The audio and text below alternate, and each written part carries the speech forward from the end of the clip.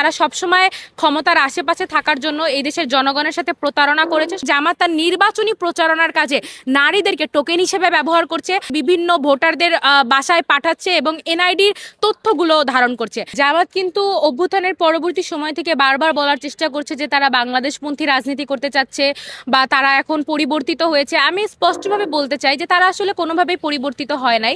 তারা সবসময় ক্ষমতার আশেপাশে থাকার জন্য এই দেশের জনগণের সাথে প্রতারণা করেছে, সবসময় এই দেশের জনগণকে, এই দেশের মাটিকে তারা অস্বীকারই করে চলেছে। এবং এই অস্বীকার করা যদি বাংলাদেশপন্থী রাজনীতি হয় তাহলে সেটা কোনোভাবেই সম্ভব না।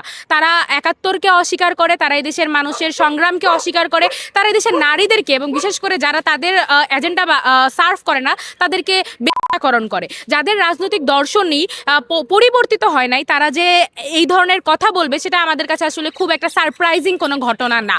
সুতরাং জামাতের নেতার থেকে এই ধরনের বক্তব্য আসা, বিশ্ববিদ্যালয়ের নারী শিক্ষার্থীদেরকে ঢালাওভাবে বেশ্যাকরণ করা, তার তীব্র নিন্দা আমরা জানিয়েছি এবং উক্ত জামাত নেতার কুশপুত্তলিকা দাহর মাধ্যমে আমরা আসলে জানান দিয়েছি এই দেশের প্রগতিশীল অগ্রগামী নারী মুক্তির জন্য যে নারীরা রাজনীতি করে তাদের অস্তিত্ব আমরা জানান দিয়েছি। আমরা সেই প্রতিরোধের ভাষাটা প্রকাশ করেছি এবং আগামী দিনে আসলে এই ধর্মীয় ফ্যাসিস্টদের, ডানপন্থী পিতৃতান্ত্রিক রাজনীতি যারা করে, নারীদেরকে যারা পণ্যায়ন করে, বেশকরণ করার চেষ্টা করে, তাদেরকে আমরা সামনের দিনে প্রতিহত করতে থাকবো।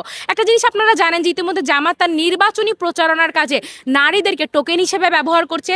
ব্যাপকভাবে নারীদেরকে তারা হিজাব নিকাবের অবমাননা করে তারা আসলে নারীদেরকে বিভিন্ন ভোটারদের বাসায় পাঠাচ্ছে এবং এনআইডির তথ্যগুলো ধারণ করছে। আমি এখানে বলতে চাই যে নির্বাচন কমিশন যদি এই বিষয়ে নজর না দেয়, যদি তাদেরকে জবাবদিহিতার আওতায় না আনে, আইনি ব্যবস্থা গ্রহণ না করে, তাদের প্রার্থিতা যদি রিচেক করা না হয়, তাহলে আসলে এই জিনিসটা এই দেশের জনগণ কোনোভাবেই স্বাভাবিকভাবে নিবে না। এবং আমরা আবারও একটা ফ্যাসিবাদ বিরোধী আন্দোলন করার পর, একটা অভ্যুত্থানের পরবর্তী সময় যে গণতান্ত্রিক নির্বাচনের আশা করেছিলাম, সেই নির্বাচনটা কিন্তু আবার প্রশ্নবিদ্ধ হবে।